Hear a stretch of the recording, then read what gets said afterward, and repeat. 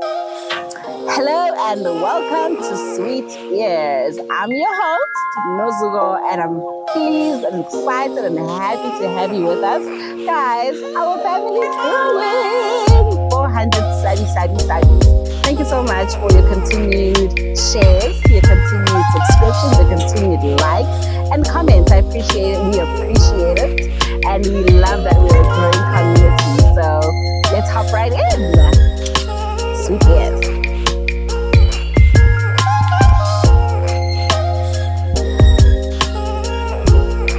Welcome to Sweet Ears. Today we have my baby, my friend and a beautiful prayer partner, a testimony hub, because she's always got testimonies. My friend Kgothatso Shiluane. Yes. Hey friend. Hey honey. How are you? I'm great. Happy to be here. Thank you. We're happy to have you. Thank you. And I'm excited for this one. You know I'm excited. So yeah, maybe let's just begin, right? So, Kgothatso, can you please give us a bit of an intro? Who's Kgothatso? I know you. They don't. Okay, maybe just give us a brief of what do you like? Let's just start there. Let's interview you like you in. Give me a CV. I'm joking, but who's Kgothatso?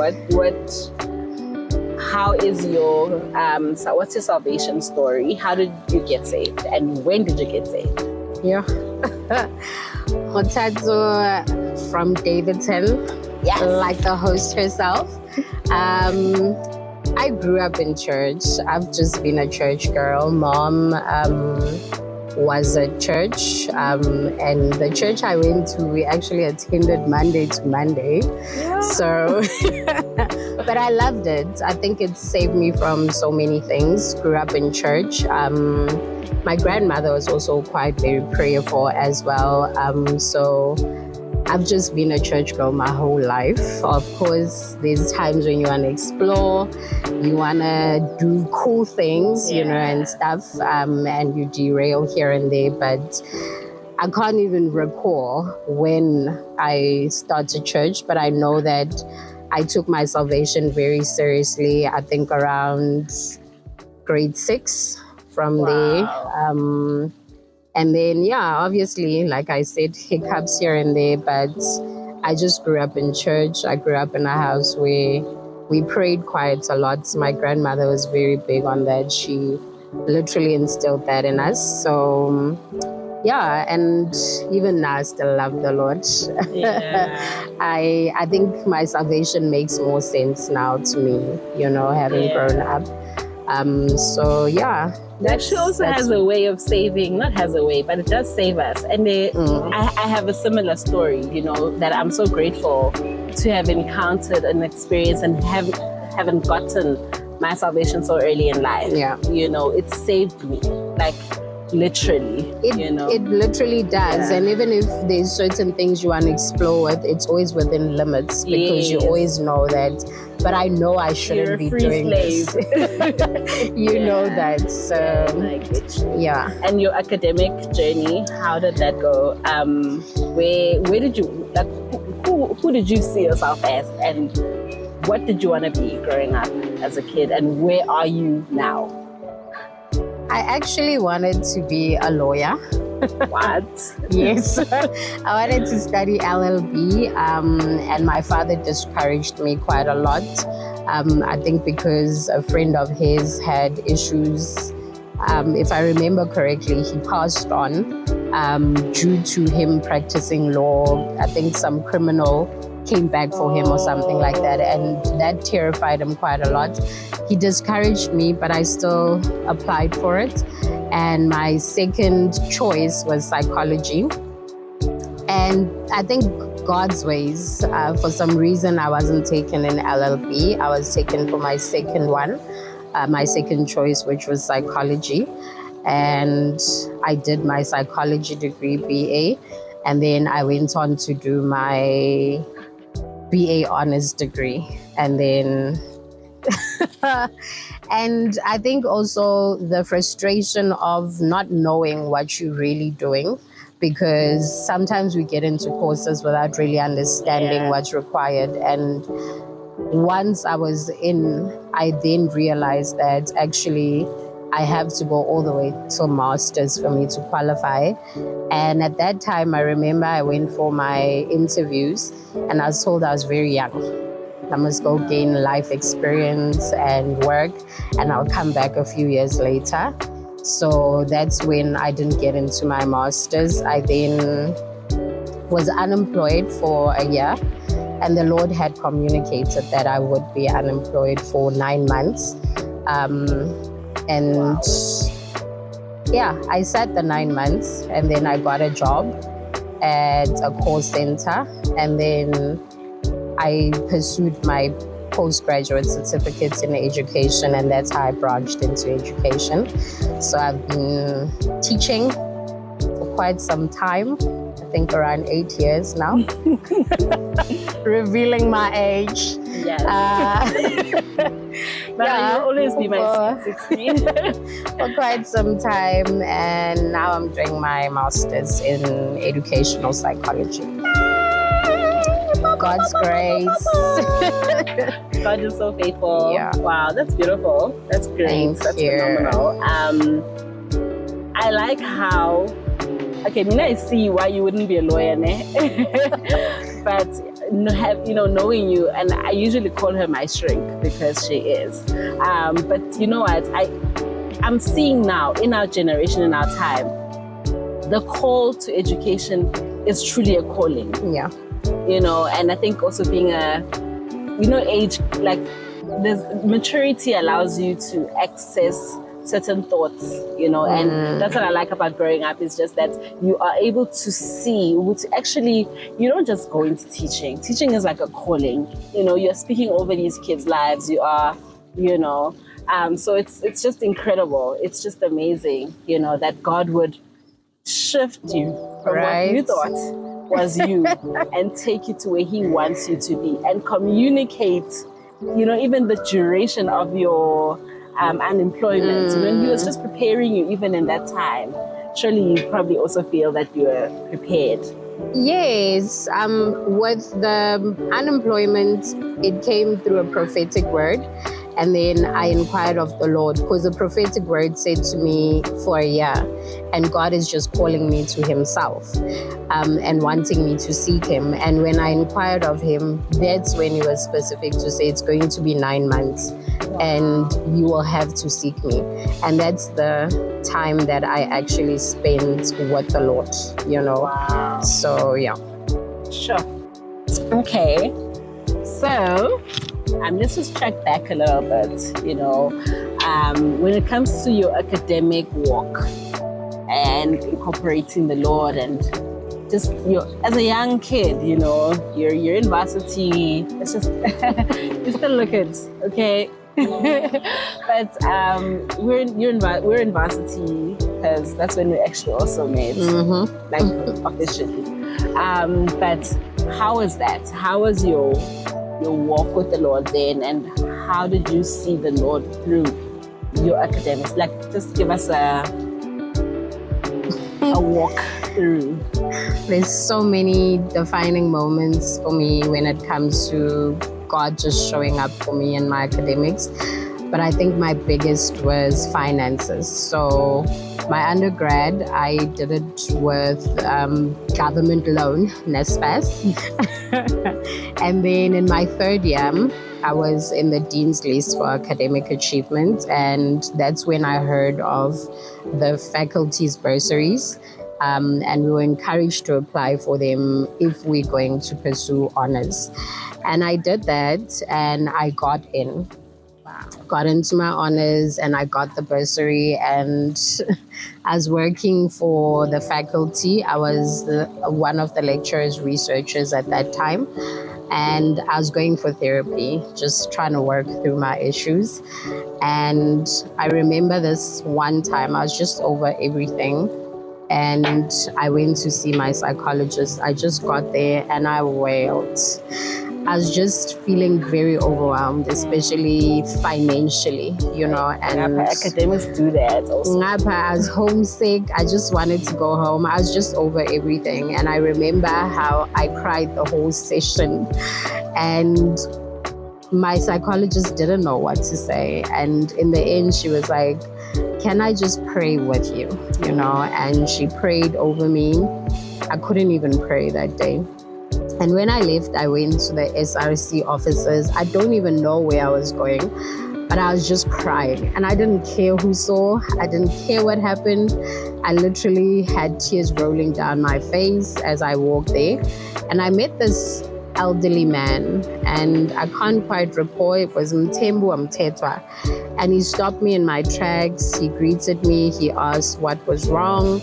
And I explained everything. And he asked how the academics were going. And I said, it's just okay, you know, and because I'm stressed out, you know, my mom was sick, finances were not going well. And also, he said to me, I must come with him. We went to this lady's office. I remember him just speaking Afrikaans and letting them know that I need assistance. They called the dean's office and they said we could come through. And that's when we left. And on the way, he was telling me how he helped this other lady and she graduated. She was even invited to her graduation. And we got there. When we got there, he explained what's happening and they asked for my student number. I gave them my student number and they opened my academics and they were like, okay, she's not failing, so we could help her, you know, and stuff.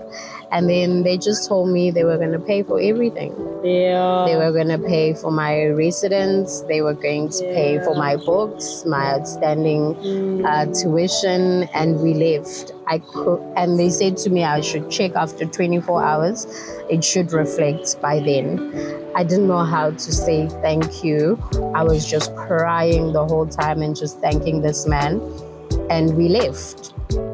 And I went back to Raise. I was just so thankful to God for just working it out for me, you know.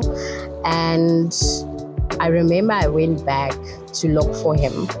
And when I went to go look for him, the craziest thing happened.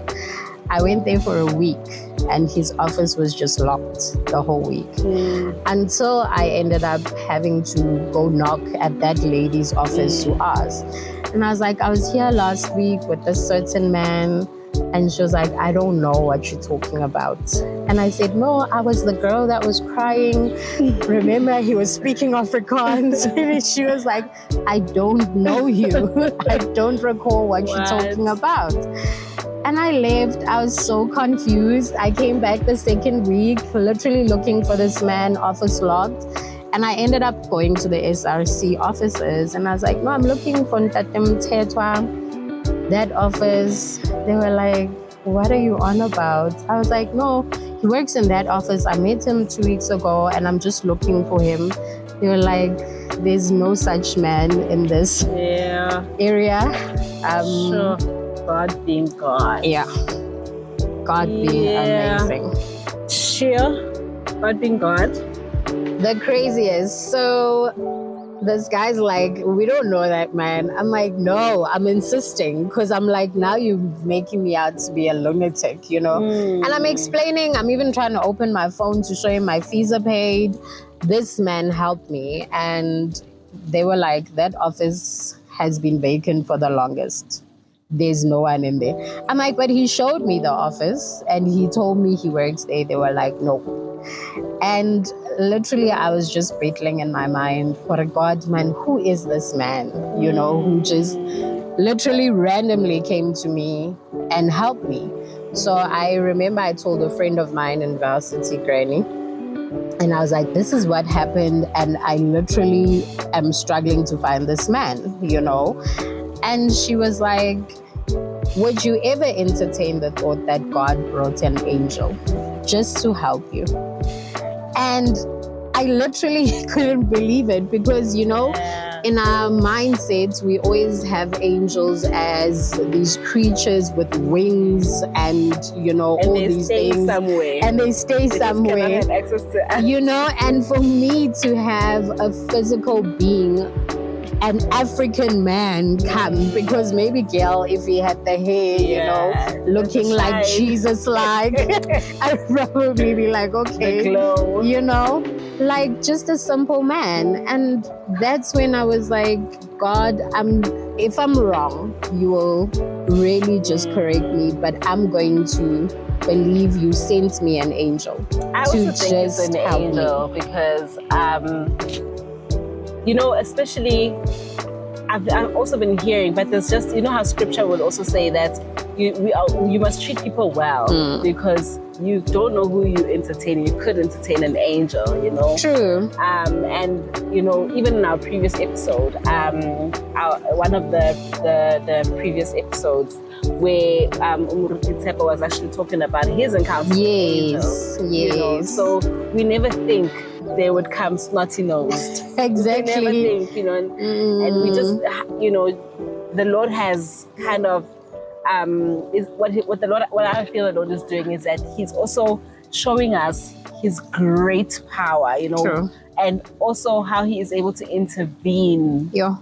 You know, You just know, in the midst, in the crack, in the moment. Because I really, when I believe it's David, when he said, I've been young and now I'm old, and I've never seen the righteous forsaken, nor his children begging for bread. You know, God will meet you at your point of need. And I always say this, I cannot plan B. You literally my plan.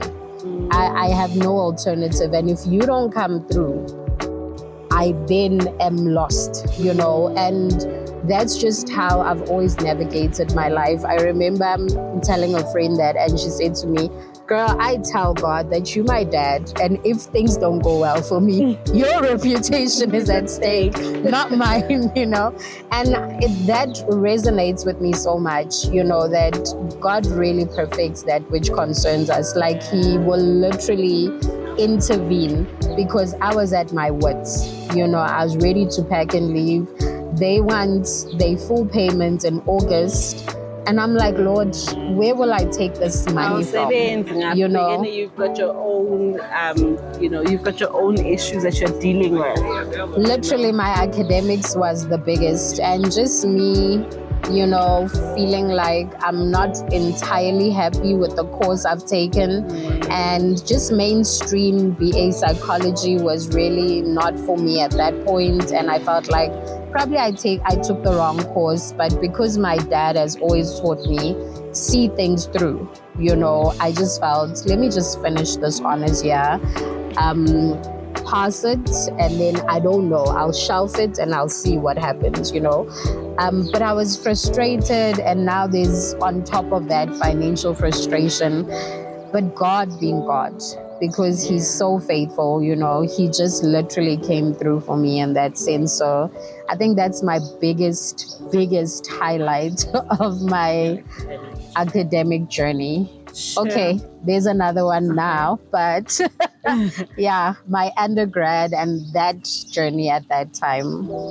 Yes, that was my highlight. The Definitely. supernatural fees being paid. Definitely.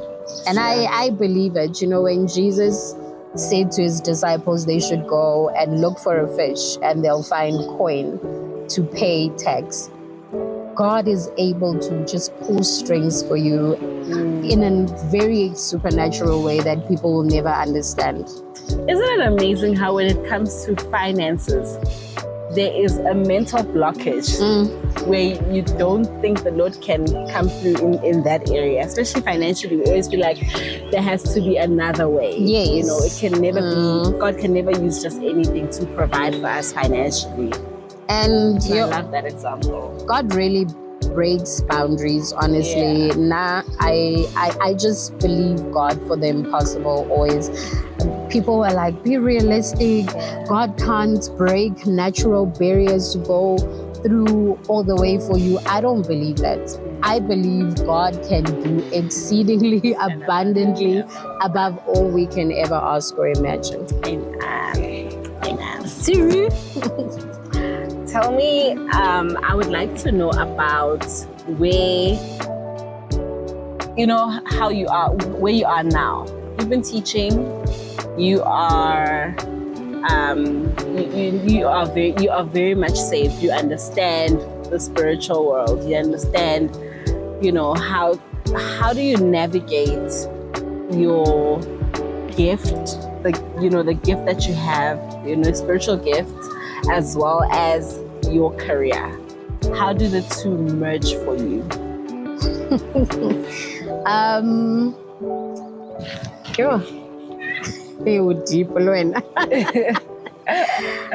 I really believe teaching for me, or rather working with kids, is one of my callings. God just redirected my life. Like I said, after my honors, I just felt like psychology wasn't for me. And God redirected me into education, and I just fell in love with it. And just to answer you, God does speak about these kids, their lives, things that they go through. And I do have that burden to pray for them, especially the area I'm teaching in, or the area where the kids come from. They come from very broken homes, exposed to so much, and God tends to reveal it. He sometimes even softens their hearts to just come, and just lay bare to say, ma'am, this is what I'm going through, and you just really try to show them God's love. Pray with them, pray for them. And sometimes prayer is not enough. You need to go an extra mile where you are buying things for them. You buy stationery. Recently, I was covering books. One didn't even have book covers because no one cares, and at times it's acts of service to just show them that as much as you don't have anyone who cares, I'm here. I can't be a parent, but I can show you God's love through actions. I can pray with you as well, and I can just be there to listen, So I find that just God's love a lot really just does the trick, You find that you're able to break walls with these kids who have been through so much. We're just showing God's love to them, and leading them in the right path. And of course, when you get an opportunity here and there, you just give life advice and tell them, there's no life apart from God, and just trying to guide them through that. So I really do believe that I am called for these little ones.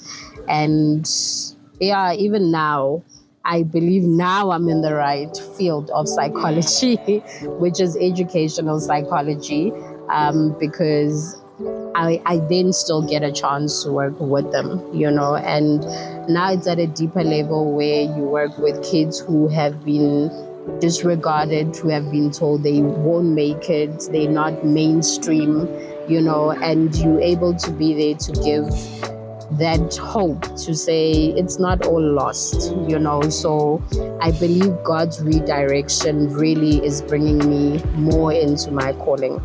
Wow, so, I love that. That's very beautiful and inspiring. What I'm enjoying with particularly with this chat is that we sometimes don't take our careers as a calling, or we may not even think that something like schooling or whatever, sometimes we may not view it as marketplace, because it's not conventional office work, but touching people's lives, and especially children. It's very impactful. Like, that's why it is truly a calling. It is. And for me, psychology the field is very healing, you know. And I'm seeing a rise in it in this day and age, and I'm so grateful for that, because we are able to cut habits Sure. and bring things to the fore, so that the generation to come don't have to suffer, you know, or they don't have to, we can remold them differently, you know. So I really love what you're saying. And in conclusion, then maybe we can, let's just get into the conclusion of the business of the day. Friend, thank you so much. It's a pleasure. I know I've already said in conclusion, so I'll just in conclusion again. How important do you find testimonies? And tell me how the impact has been, even in your faith, in just your faith and in your walk, your journey. How have you found sharing a testimony to be beneficial?